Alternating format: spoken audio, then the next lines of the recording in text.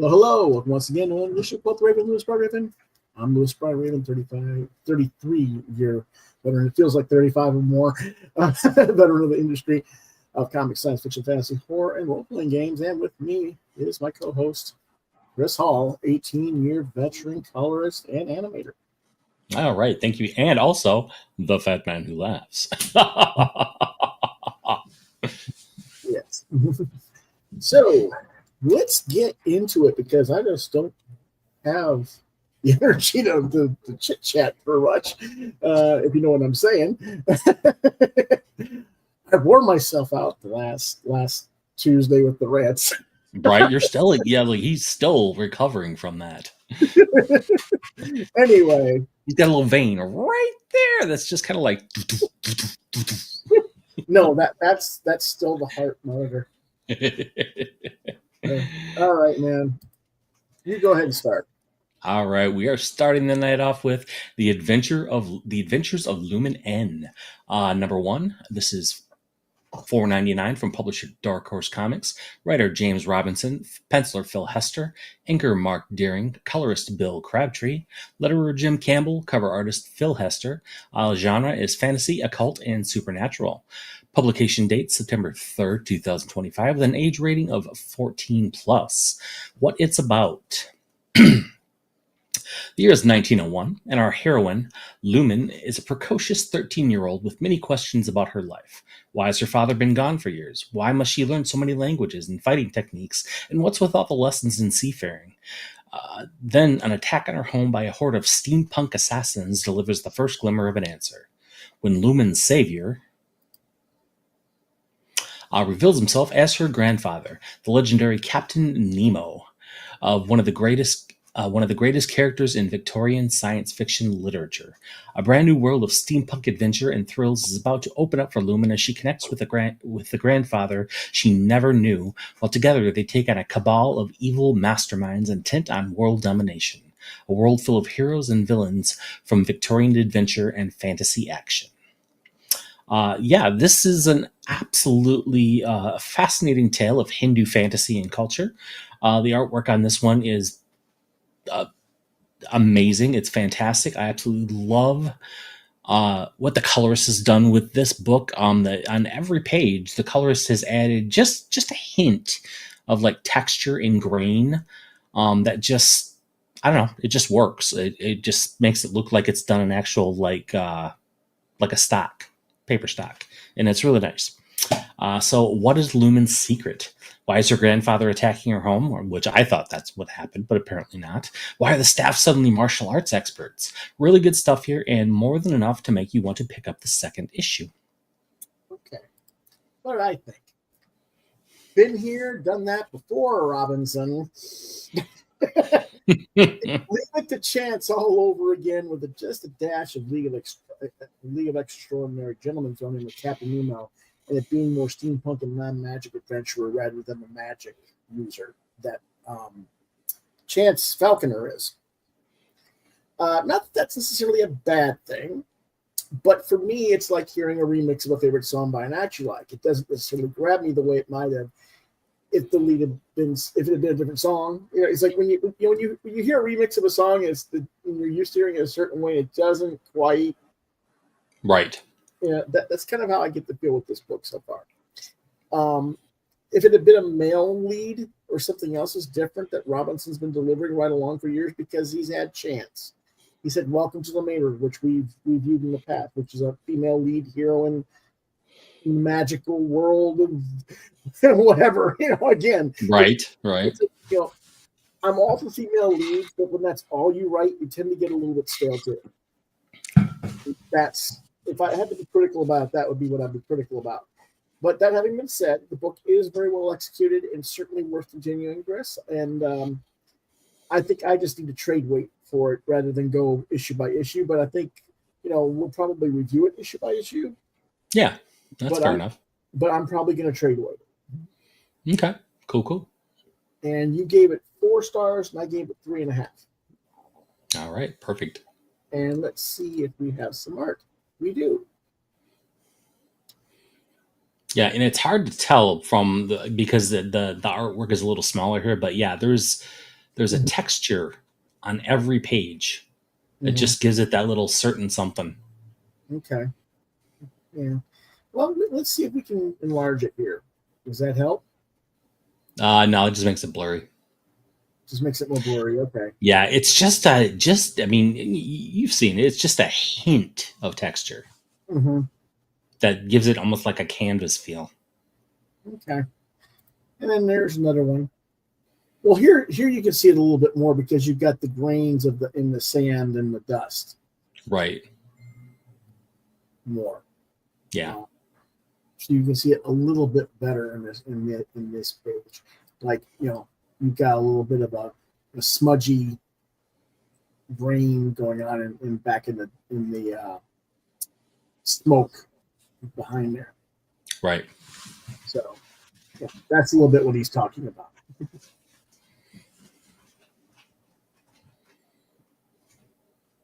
Okay. Our next book is Back Issue 161 for $10.95 from TwoMorrows Publishing. Various writers and artists for ages 13 up. Genre, interview, historical review magazine. I didn't get the release date. I apologize. What it's about. Every issue of Back Issue gives the reader various articles stemming from a certain theme. This one is what they call a mutant mayhem issue, and it features Barry Windsor Smith's Weapon X Wolverine. They talk about the historical relationship between Havoc and Polaris, the 80s Dave Cockrum Nightcrawler 4-issue miniseries, where he was in the other dimension and was working as a pirate. Yes. And the Rogue miniseries that Mike Waringo in the 90s for Rogue. Villain histories of the Brood and Arcade, various mutant events, crossovers, and more. Featuring commentaries by John Bogdanov, John Byrne, Chris Claremont, Dave Cockrum, Lee Simonson, Mike Waringo, and more. And it's not actually commentaries by Mike. It's about. I was going to say, how in the world is that? There is a couple of quotes from Mike in there, but it's not a full commentary thing like that. Okay. It's more commentaries with his writer Howard Mackey. I should have gotcha. And for those who don't know, Mike did sadly pass. Yes, well, that's why we're gonna get into that. But the cover here is, of course, reprinting the 91 Marvel Comics Presents number 78 cover by Windsor Smith. And what do I think? TwoMorrows typically hits home runs with Back Issue on the regular. This issue, however, was a grand slam where the ball left Wrigley Field and landed on the rooftops of the brownstone apartment buildings across the street. Wonderful articles. Appreciated the book and the look back at the Waringo Rogue miniseries, especially, even though I was gone from the X books and wasn't reading that stuff at the time when it came out, because we don't celebrate Mike enough. And of course, he passed away back in 2007, very unexpectedly and sadly. But I believe, isn't his family keeping his DeviantArt page and his Facebook page going? I don't know. I think they are. So if you ever want to look it up his Facebook or look up his DeviantArt, I believe it is still going. Okay.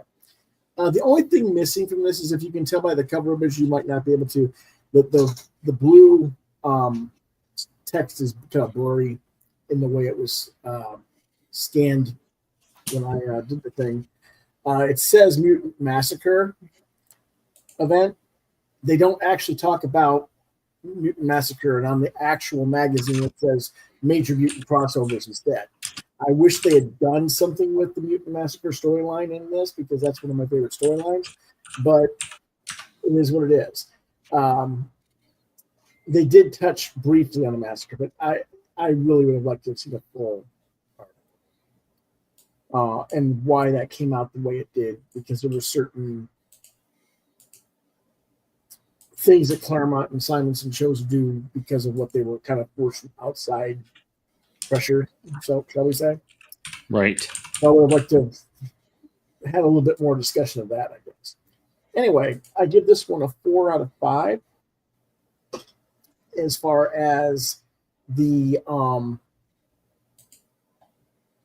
it shouldn't say 4 out of 5. It should be a 5 out of 5. That's I don't know why I put 4 out of 5. It's a 5 out of 5. So yeah, but anyway, good stuff. And There's Mike's DeviantArt page. If anybody wants to check it out. What? Where? What? I just sent it to you in the private chat. Oh, okay. I can't post it in the regular chat, so. Right. I have to. Let's see if I can copy it and post it. There you go. And let's go ahead and cut that out real quick. There's the DeviantArt for Michael Lingo. And I actually was trying to find where I put the darn book here. There we go. Those, of course, the Midnight Monsters in my lap. Of course. Told me to go lay down, but no. Why don't we do that? This is what I mean by they changed. It says, major mutant crossovers and more. Right. But on the actual image that you see on the screen, and I'll go back to it in a second. I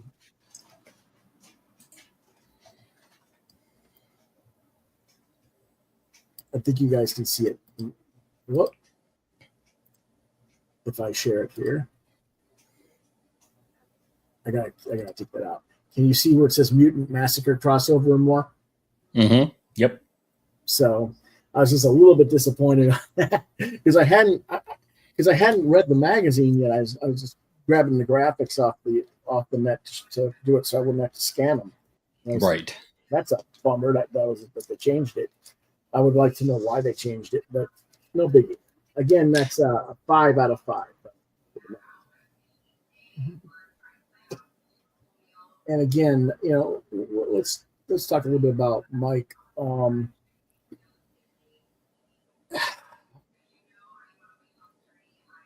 I don't understand why his style isn't getting more play with younger talent today. I would think that more people would stop emulating the fucking Jim Lee crap and go with someone like Mike.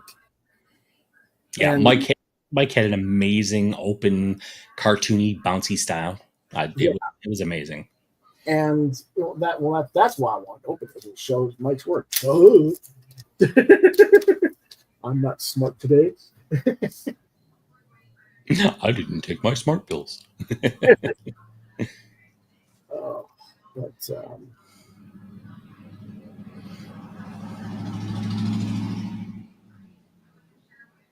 Stop cat. There we go. Here's some of his art. Now keep in mind, this is his early work. Yeah. In the early 90s. He became much better than this, even. Oh, yeah. And by the time Telos came out, he had really come into his own, of course. That was his own creator, own series, right? So, yeah. And that was just some amazing work. But this is a really good story where Rogue is talking about meeting the boy she accidentally killed when she first kissed him, and her first powers first came into place. And I thought that was a really cool thing there. Yeah. So, there's that. And let me see if there's some more stuff in here, please. Oh, yeah. Fuck there was. I love the cover for this.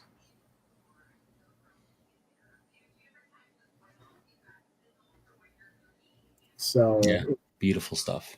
Yeah. And I don't know who was inking him on this. It might have been Austin, but it's hard to tell. But whoever it was did a really nice job on this stuff. You ready to get out on the lap? Good. Go on.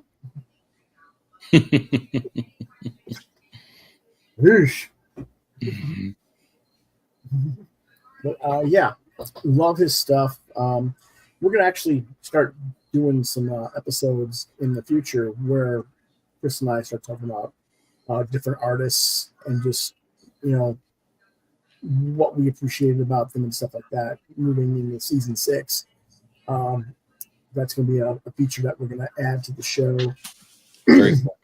So, we'll get into more stuff we'll talk about Mike more extensively, and we'll talk about all kinds of different people in the future. So, alrighty, our next book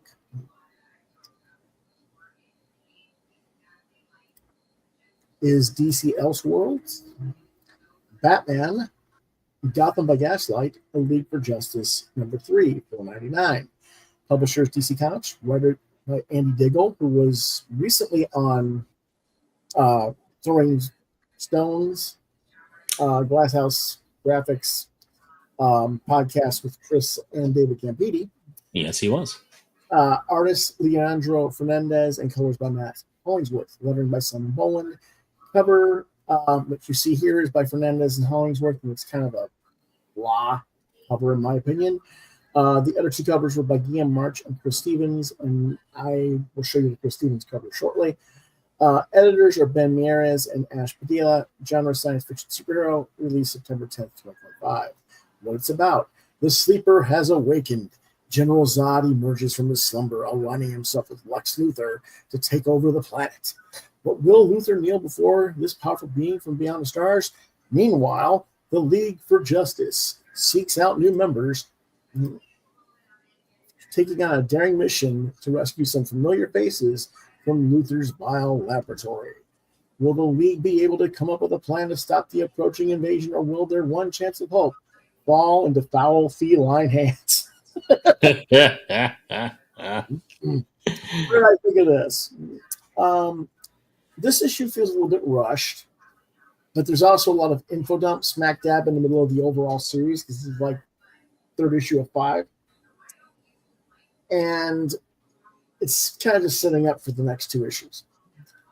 And when I read stuff like this, I often find myself asking why I don't just trade away everything. Right. And this is by far the weakest main cover so far in the series. I probably would have gotten the Chris Stevens cover if I'd known to order it. I don't hate this issue, but I'm just kind of meh. It's okay, Yeah, it's very stylistic. The style's fine. I'm just. I mean, in its layout, it's it's very minimalist and stylistic. Mm-hmm. Well, I mean about the whole book as a whole. Oh, okay, gotcha. Yeah, well, part of the problem with this is the logo covers up the Batwing. Yeah, that's just bad placement. Yeah, and the whole design is not well designed. And that easily, the Batwing could have easily been moved down. Mm-hmm. So it didn't cover up quite so much. Well, the thing is, they didn't even need to put it up on top of the 3, or they could have just repositioned another element from it, right, to make it, more like, because they can almost do this straight up, flip it to, or not flip it, but move it so the plane is going straight up towards the top of the page. Yeah, absolutely, they could. Yep.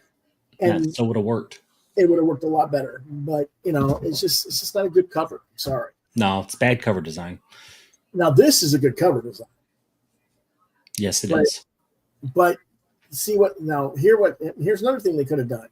They could have just simply put the Batman Gotham by Gaslight logo in the top corner, like they did with this one. Mm-hmm. Yep, absolutely. It would have worked. So, I take it Lex Luthor is his old-fashioned mad scientist version in this one.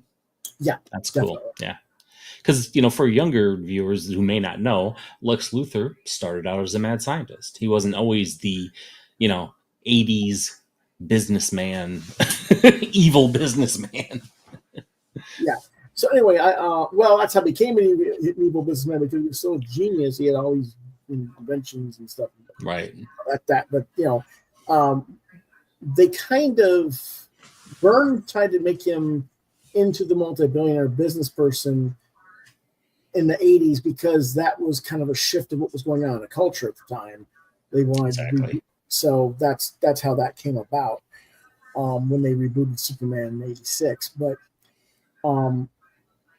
he always could have, I mean, he's always been a genius. It's just, yes, it's just, well, and that's also when a lot of the that's also when a lot of those 80s, those really famous 80s like stockbroker movies hit, and yeah. evil. What's the one with Michael? Yeah, I can't think of his name. Michael Douglas. Yeah, the one where he's like, greed is good. Yeah. So I know what you're talking about. Yeah. It's that was part of that's what we're getting at. That was what they were shifting him over to, was that. Right. Right. It's whatever. But anyway, I gave the Gotham by Gaslight 3 out of 5. So let's move on to the next one.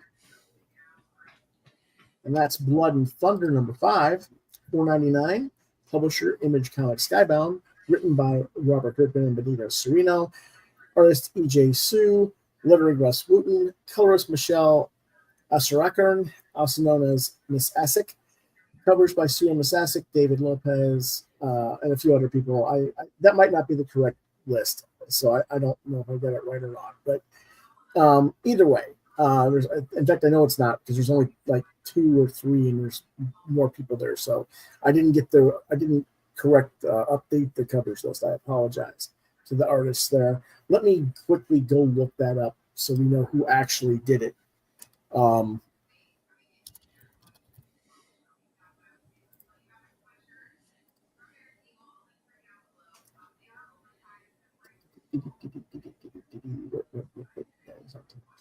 There's that. So there's that damn hair again. Let's see. There is an Andy Tong cover, so that was surprising. There's a David Lopez cover, and there's it is the same 3 guys. It's just different. Okay. All right. I just want to make sure I had that right, Right. Okay. Editor's Nation Marsham, which is not a good editor, in my opinion. SF Superhero, September 10th, 2025. What's it about? Did you miss this? Blood and Thunder didn't even appear in the book last issue, so now that they're back, maybe the story will go somewhere. Who knows? Who cares? Look at that butt, Becky. And the hired piled up to heaven, and wolf critters. Buy it, baby. Now, why did I do that? Because the editor is so damn lazy they couldn't even write a freaking solicitation for the book. So if so why should, if you don't care, why should I? Right. Yeah. It's like, I'm surprised you're able to even make it through this book, because this does not look like your style, and it sure as hell isn't mine. So I actually like E.J. Sue's art. And I wish I could like the book more. I really do. It has potential. But at the same time, the writers have to write the male characters as chauvinistic pigs, disrespecting the female characters so that the women characters can act tough and bitchy. I see. God forbid that we write characters who actually know how to communicate with one another like normal functional adults. Of course, if people did that, then half the mystery of the plot, and I use that term loosely in this book, would simply be inexplicably missing, or would it? If this were a book not associated with Robert Kirkman in any manner, it would have already been dropped below the Mendoza line for sales profitability and would probably be on the verge of cancellation. But I've made it this far. I guess there's 2 issues left of the story arc or something. I'll stick around for the so-called finale. It's a 2.5 star. But I mean, again, look at her butt. That's just a bad character design. I'm sorry. That's one of the stupidest character designs I've ever seen. You just don't like that hairstyle. The whole thing, I don't care for. It's just, I don't know. Yeah, I hear you. But I mean, the idiots go out and they chase a monster. and they get all tore up, and they ask for help, and they send for blood to show up. But of course, first off, the sheriff of the area, who's a female, is like, "Are you a bunch of fucking idiots?"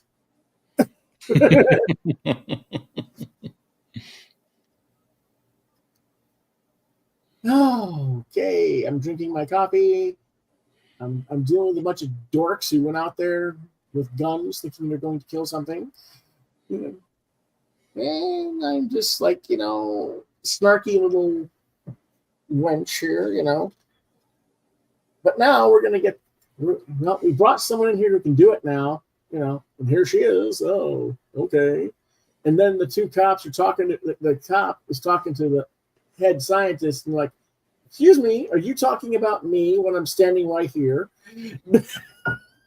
Can I be part of the conversation, please?" It just gets worse. So it's silly, but so bad dialogue, bad character design, decent art. Yeah. I don't know. I want to see the end of it just to see how it ends. But other than that, it's just there. All right, let's move on to our next one. Like, we need a strong female character. Hey, I have an idea. Let's make her look like Bozo the Clown. Well, actually, I was just thinking that when I say Becky, look at her butt. I was thinking Becky Lynch too, of the WWE, right, because of her red hair and she's down. Yeah. She has a posterior. Don't get me wrong, she looks good, but I'm just saying she does have a wide ass. Right. Our next book is EYRIE, number 1 through 3. The first 2 issues are $8.95. The third issue is $7.95. Publisher is Mike Hoffman or Mike Hoffman Enterprises. Writers Mike Hoffman, Jason Crowley, Marcus Thor, and Juan Luis Iglesias. Artists are Mike Hoffman, Jason Palos, Rock Baker, Marcus Thor, and Santos Ceballos, who we'll hear about again from later. Covers and editor is Mike Hoffman. Genre, horror anthology comic, released. These editions came out in July and August of 2025, but when you open the books, they seem to be reprints from earlier. Issue number 3 reads March 2021, and I know that Mike originally did these as print-on-demand books at one time or another, but I think what he did was maybe he tried to update them and get them ready and marketed for the direct market, and I don't think he updated some of the stuff. Right. Text, baby. But anyway, what it's about.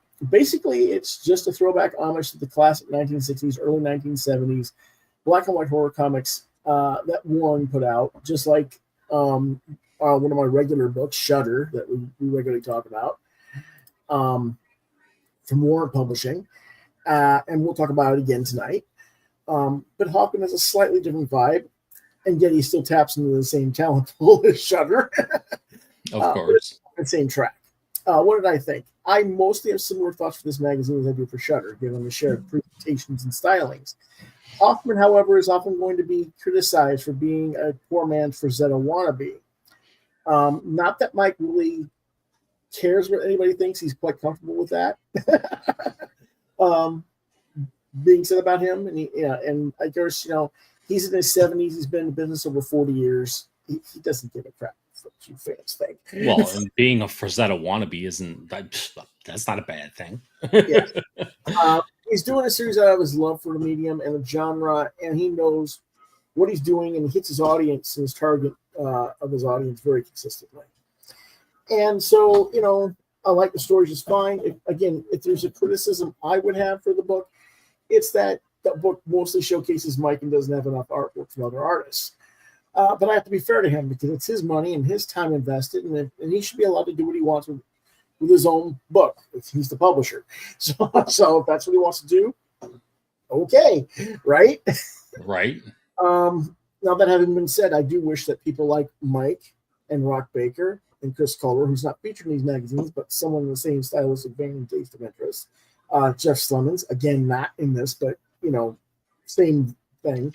Were getting utilized by Boom and Oni for their horror anthology titles instead of who they are using on those Oni EC books and Hello Darkness. Rating 4 overall for all 3 issues. Let me see if I can do. Yeah, I gotta grab more issues here. So basically, this one's getting it right, whereas the other throwbacks to the old EC comics fell far short. Yeah, they're modernized. They don't really get it, of what they're supposed to be. Now, I'm not saying you have to draw it in these styles per se, but I mean, you can see this looks so much like Shudder. Mm-hmm. Yep. Let me go ahead and do this. There you go. Are you ready for your blind date? Oh, there we go. I like that. Yeah, it's gorgeous artwork. Yeah. And this is Mike doing his thing, but it looks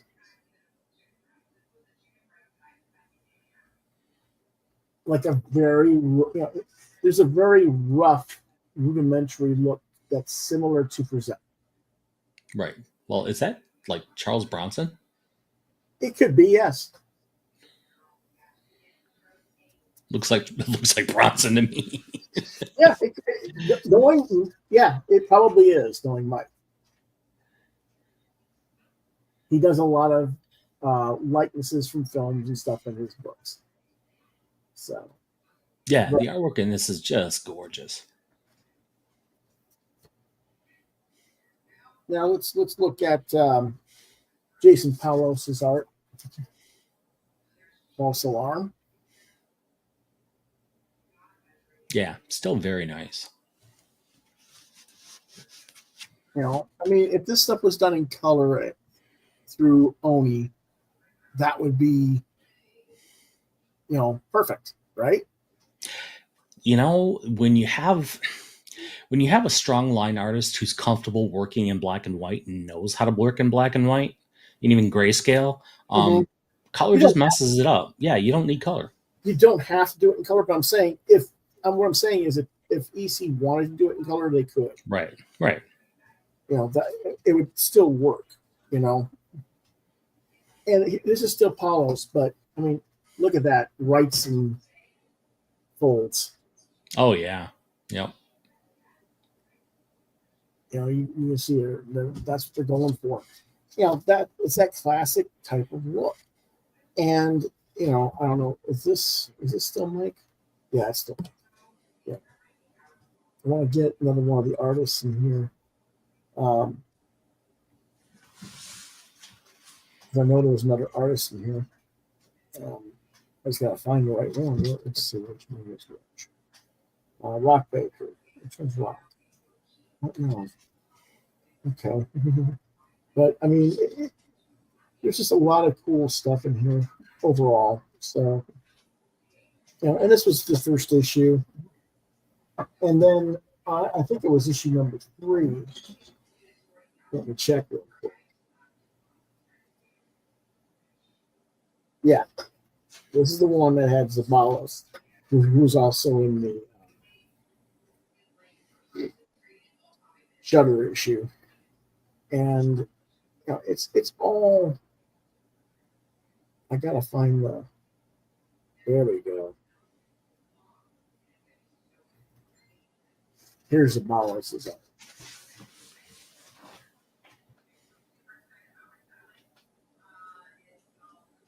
Yeah, beautiful. Oh, I want to show that cat. Look at that. There's beautiful texture on that. Mm-hmm. Yep. Another cool scene of it, actually, right there, where she's holding it. Just beautiful. Which to me looks like Barbra Streisand. Well, again, the point is, though, I'm not looking at her face. I'm not looking at the woman. I'm looking at the cat. The fur work on the cat. Yeah, that was just But that's cool that you're like, oh yeah, that's what I recognize. we all recognize and identify with certain things, So but now this is a little bit more of a risque book than Shudder is. So Teen Plus. Oh yeah, there's nudity in this one. just so you guys are forewarned. So there's that as well. So there you go. All but right. don't call Raven no prude. Raven ain't no prude. Whatever. We're gonna go on to the next one, which is Heavy Metal #1, and we'll also talk about #2. This is a 321st issue by Legacy, publisher by Heavy Metal Media LLC. If George, who's not watching right now, but if you remember to watch this later, you were asking who owns the book now. It's a company called Heavy Metal Media LLC. Various writers and artists. This is the B cover by Frank Frazetta, and if you compare the cover, let's see if I can do that. There. There's his Hoffman's, and there's Frazetta. You can see where I would say why people think he's kind of a knockoff. Well, yeah, but if you're gonna emulate a style, Frazetta, why not? Yeah. So editors Frank Forte. Genre is adult fantasy and science fiction. That means it's nudies and other stuff. April 30th, 2025. Heavy Metal Magazine is back, heavier than ever. This relaunch brings the world's greatest illustrated magazine back to the forefront of comics. Does it, Phil? One of the magazine's original lineup of Legends Inc. Media returns to the English language adaptation of his acclaimed Bug series.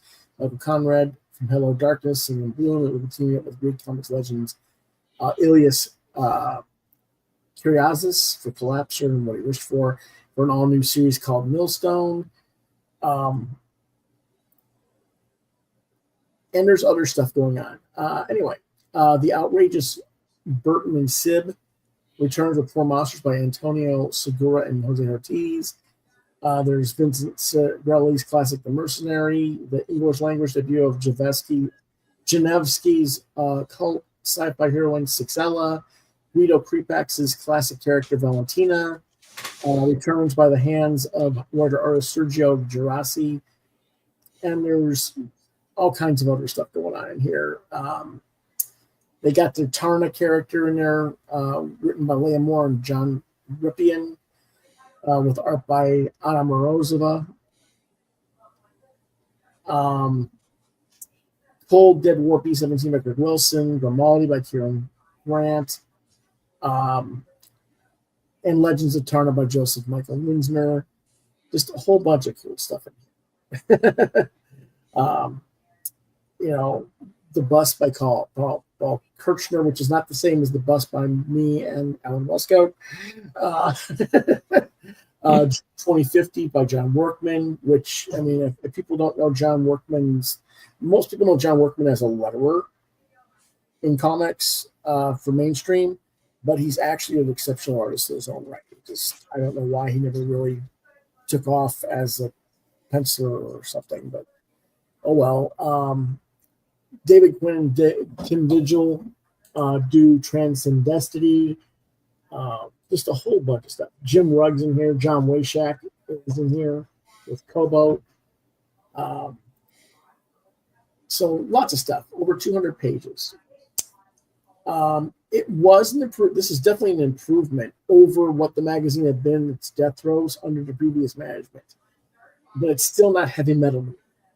Something just feels off. Yes, you brought in your modern veterans like Bilal. Most of these stories are 3 to 4 star work, and I don't have anything to knock the issue per se, but there's just some intangible that's missing. Can't quite put the finger on it. What I think it is just doesn't have enough European flair to it. American talent being featured isn't quite fitting the bill for what I expect, perhaps.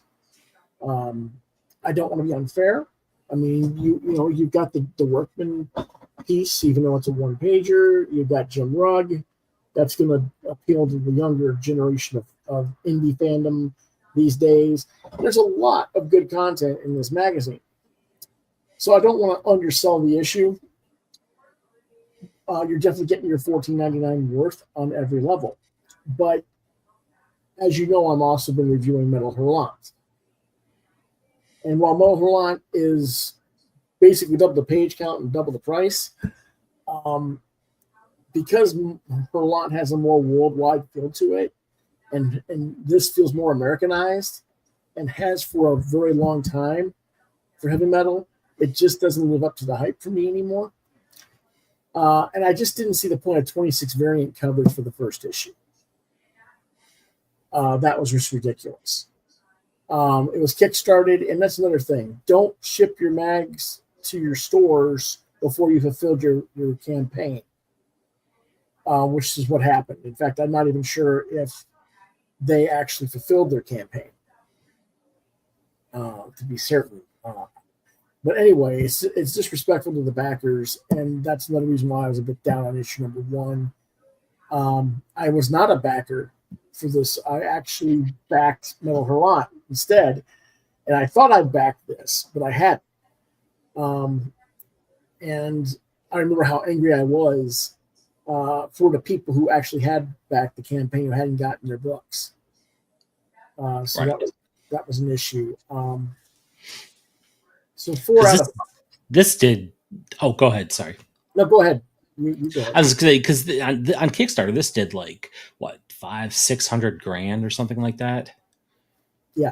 So I mean, it had a nice showing. The people, you could tell people wanted this magazine back.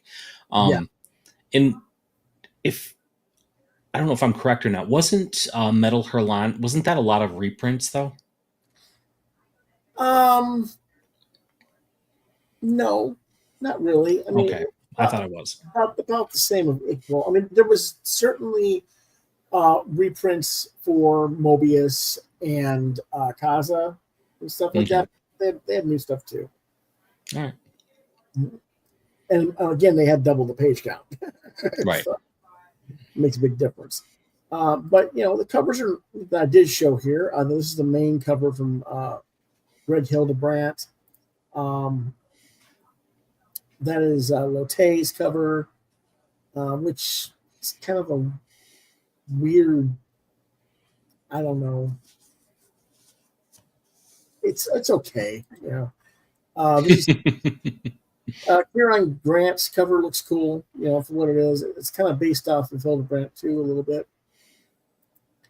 And of course, this should have been the primary cover to begin with, but I guess I understand why they made Hildebrandt the main cover, because Greg had passed away. So right, and this was and this does kind of like pay homage to a lot of different classic covers over the history of the magazine.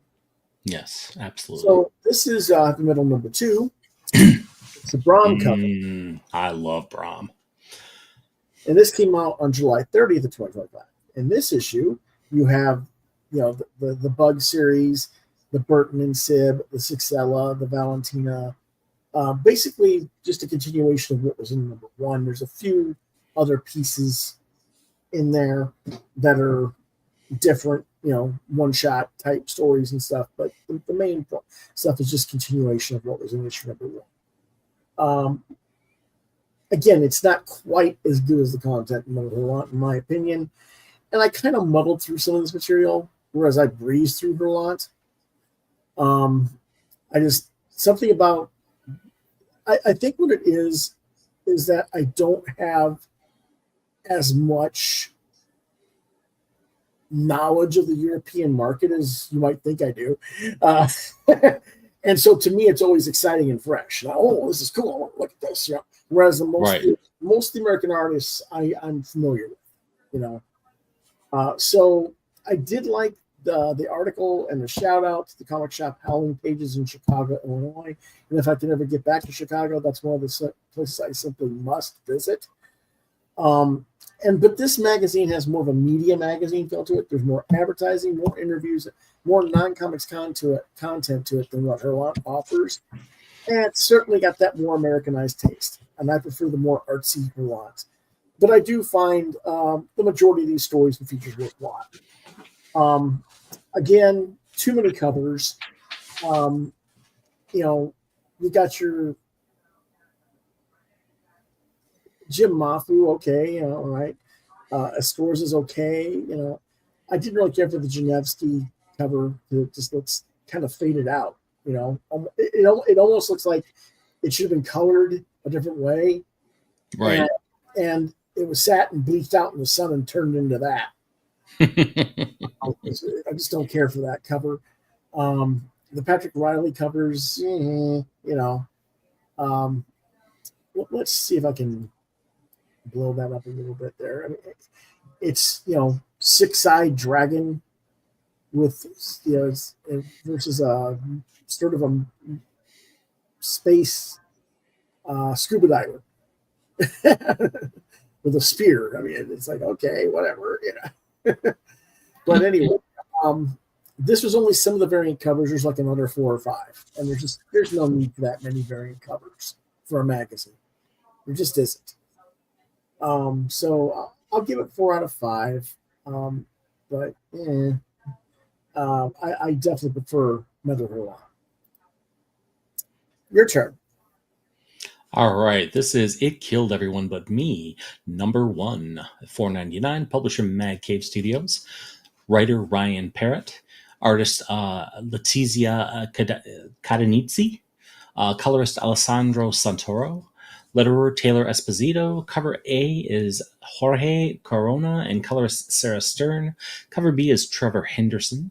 Editor is James B. Emmett. Genre horror. Released September 10th, 2025. What this is about. In the summer of 1996, Sutton Reed had it all. A popular teenage girl with amazing friends, a loving family, and a bright future. But it all came crashing down one mysterious weekend that saw her friends brutally murdered and left Sutton as the sole survivor of the legendary Riverton Massacre. Now, 3 decades later, the death and disappearance of 2 local teens strikes the Riveting community again, forcing Sutton, now a divorced single mother, to face the truth she tried so desperately to hide. Because to catch one killer, she'll have to dig up the real monster she buried away all those years ago. So I have to admit, I'm quite surprised by this one. I thought I would give it a try because the name looked cool, the cover looked cool, and Raven suggested it. Sounded right up my alley. But it is a really well-crafted story so far, in my opinion. I think the line art it's hit or miss throughout the book. The coloring is nicely consistent and pulls the book together in a way that definitely strengthened the overall product. The story plays into familiar horror tropes, but still has enough intrigue and, I didn't see that one coming, moments to keep me interested. Okay. I agree with you. Letizia Cadenizzi has a long way to go before she's at the Werther Della Dura level of quality, but she's on the right track. I get where you're coming from about the colors, but it just feels like they're trying too hard to be the next something that's killing the children. And I just don't know if the story's really going to find itself if it does that. I don't have enough faith in a writer. At this point. I'm not saying he won't pull it out. I'm saying I don't see him as the kind of writer that if he's going to do what he's doing, I kind of expect it to go one way. But we'll see. But for me, it's pretty pedestrian, pretty average. But there's certainly potential to warrant continuing to read it. You give it 4 stars. I'll give it 3. I'm hoping I hope it improves with each issue. If they show growth in every issue, then they've got something. But I don't. Right. I just don't know if that's going to be there. Our next book is Resident Alien, the Book of Changes, number 1, $4.99. The publisher's Dark Horse Comics. The writer's Peter Hogan. Letterer, and cover artist Steve Parkhouse. I guess he colors it too. I don't remember. let me look real quick and see if he colors it too. I wouldn't be surprised if he does. If he doesn't, I want to say who does. It just says art and lettering Steve Parkhouse, so I'm going to assume he colors it too. Genre is media tie-in because it became the TV series on Sci-Fi in USA. Science fiction crime mystery. Publication date August 20th, 2025. Age range 16 plus because there's adult themes and other things going on. Anyway, return to Patience USA, seemingly sleepy town with the numerous mysteries and secrets, and a handful of those are interplanetary. Harry and Asta, having recently welcomed their child Clover into the world, now welcome several visitors from Harry's home planet. Agent Jones returns, and a new Resident Alien comics arc begins. What did I think? Well, it's a reasonable setup issue for the new readers, while establishing a new status quo as Harry and Asta are now parents and their extended families are sort of returning to roost, setting up new dynamics and potential conflicts to be resolved. But if I'm being honest with myself, I'm sort of come to the end of my road here. I've lost interest in the series. And not through any fault of the creators, mind you. It's just that sometimes you have your fill of a series and it's time to just move on. And I'm not quite there yet, but I'm feeling it, like I did with Hellboy a couple of years back. And so I think this is going to be the last series I get, the last story arc I get. And then I'm going to, say my goodbyes. But it is, it's certainly a respectable book, and I'll give it a 4 out of 5. Okay. All right. Now, we have one more to go, and that is the SHUDDER book that's issue 24 for $6.99. Pardon me. Publisher Warrant Publishing. Writers Don Glutt, Bombos Giorgio, J.W. Ford, and Artie Godwin. Artists Nick Polowico, the aforementioned Santos Zavalos, Michael Bergvist, Rudel Nora, Chris Nye, and Bill Black. Cover by the fantasy god of art there, Jeff Easley. If you are a D&D fan, you know who that is. Yes, sir. If you don't know who Jeff Easley is, I suggest you go on Google that and learn. Editors are Rich Sella and Don Glutt. Genre, horror anthology, rating teen plus, released August 6th, 2025. Well, it's the usual gang of creators for this mag doing their usual 7 stories and 50 pages. I'm not going to list all the entire content as I usually do due to time constraints. We want to try and get this episode through. But I found it somewhat amusing that Santos Sabalas was in this issue of Shudder and in EYRIE. It kind of just shows you how both magazines are trying to hold up to that tradition and look. I love the cover here by Easley. I haven't seen his work in a long while. Is he still alive even? I'm not sure. I think he is, but I don't know. I mean, a lot of these guys weren't young. Back in the 80s. Yeah. Yeah, he's still around. He's 71. Okay. That's not too bad. Yeah. Well, no. I just, you think about how long ago he was doing this stuff in his 30s and 40s, mostly for TSR back in the day. Mm-hmm. Yep. So you're just like, oh, gee, okay, yeah. How old is he now?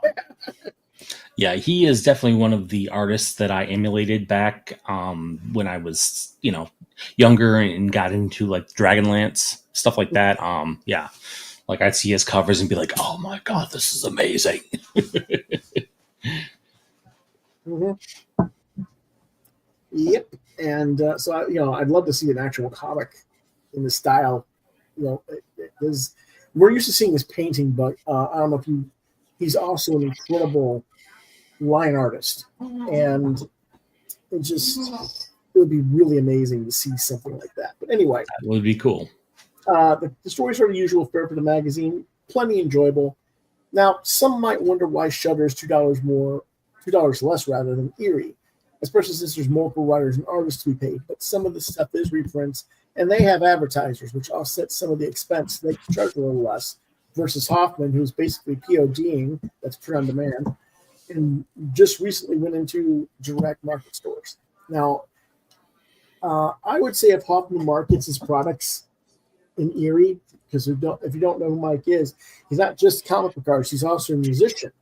He's got several albums of goofy horror music akin to the classic 1960s novelty songs like Monster Mash. That are all his own original material. And we'll have to talk more about that in the future because I've got a lot of his albums. I just don't have them right here to show you guys. But people, like I said, they kind of need to check out that stuff. And if you got high enough sales for that, and the magazine would justify lowering price. And keep in mind, he did just lower number 3 from $7.95 to $8.95 to $7.95. So maybe that's happening, but that's the main reason why they're a little bit cheaper, because they've just been the mass market and they have a lot more advertisers. 4 stars, again, for them. I can just grab it out here. Oh, you silly mistake. Pushed on the button, it didn't go. There's the cover again. A little bit darker because my lighting is not the best here. I apologize. And again, it's pretty much the same format. Mm-hmm. Yep. But there's just and what I meant by the advertising,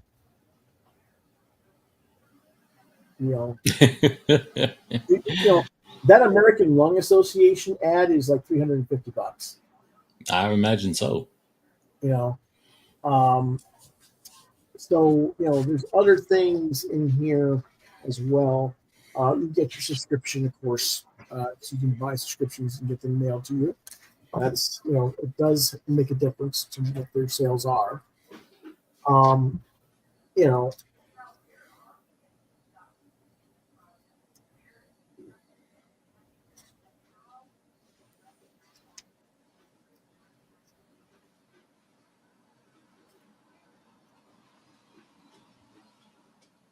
then here's another one, full-page ad that makes a difference. That's from creepyclassics.com. And then here's Zabalos in this one. Gorgeous work. Yeah. So, and again, they promote Frank Frazetta's Art Museum, an online store here. So when you have those kind of things in there, you can't offset your costs. And so that's why it's a little bit cheaper magazine, even though all those people are getting paid. All righty. That's pretty much our talk for the night. Believe it or not, we got that in under an hour. Yeah, just under an hour. I am just shocked at that. Usually we go a lot longer. Wow. Okay. Shocked, flabbergasted, and gobsmacked.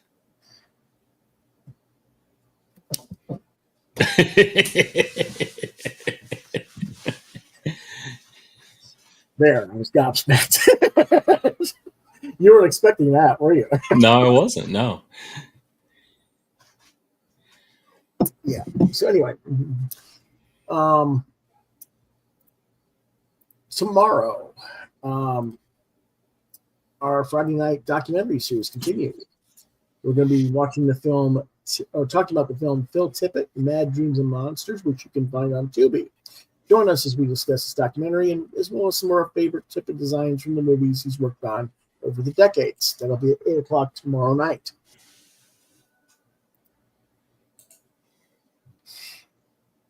next week for our books we're going to be reviewing, barring any unforeseen circumstances. Our other co-host, John Norris, will be finally back next week with who knows what all he's bringing for us. But hopefully he's going to be talking about Cowboys of the Moo Mesa from the Nacelle-verse that comes out next week. And that's kind of his wheelhouse there. We're going to be talking about the complete web of horror.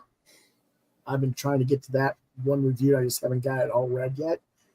And Chris was trying, but he hasn't even got it started. We got back issue number 162 already coming out next week. Cryptology 5 number next week. Chris is going to be reviewing Texarkana number 2, The Last Day of H.P. Lovecraft number 1, and Slasher's Apprentice number 5, and not depicted, but The Pale Knight number 4 from Mad Cave. And we're going to look at Blink and You'll Miss It, but I don't know if we're going to review it. Because we missed number 1. We're both going to take a quick look at it online and see if we really want to do it. But I was going through the books this week and what was coming out next week, and I said, wait a minute, that looks like something Chris would like. So why did we miss that? So we'll take a quick over that at number 1, because this is number 2 coming out next week. We'll take a quick look at number 1 between now and then and see if we're going to. We'll probably talk about 1 and 2 on some level next week. And I'll also be reviewing Destroying Angel Lumen, which was supposed to come out and talk about this week. I just didn't get to it. And also The Wrath Vermilion and more. So we'll see you guys next week on that. Now, Saturday, 1 p.m. Eastern. Tell us what's going on, Chris. Yes, we have Throwing Stones. Glasshouse presents Throwing Stones on YouTube, our Glasshouse YouTube channel. We will be interviewing Alex Macris of Autark Publications. He produces tabletop RPGs and graphic novels based on those. So it's going to be a really fun talk. I'm really excited to talk to him because I'm a big fan of D&D. So. Yep. Alrighty. And with that, if you want to reach out to us, if you watch this episode after things over, please feel free to comment in the comment section below. I'll check those out. Or you can email us, or you can reach out to us on social media at Facebook, Lewis.BrightRaven, on Twitter, LewisBrightRave2. You can see more of my artwork at deviantart.com/BrightRaven. You can see Chris's art at deviantart.com/fatboy73. You've been watching Quoth the Raven, Lewis Bright Raven, exclusively on YouTube. And again, you can email me at quothravenlbr72@gmail.com. If I don't get back to you there, try lewisbrightraven@yahoo.com. And last but not least, ghthrowingstones@gmail.com to get a hold of Chris. Thank you, sir. And that's all for tonight. We thank you for watching. We'll see you tomorrow night as we talk about Phil Tippett, the master special effects artist. Until then, have a good evening. Quoth the Raven, nevermore. Nevermore.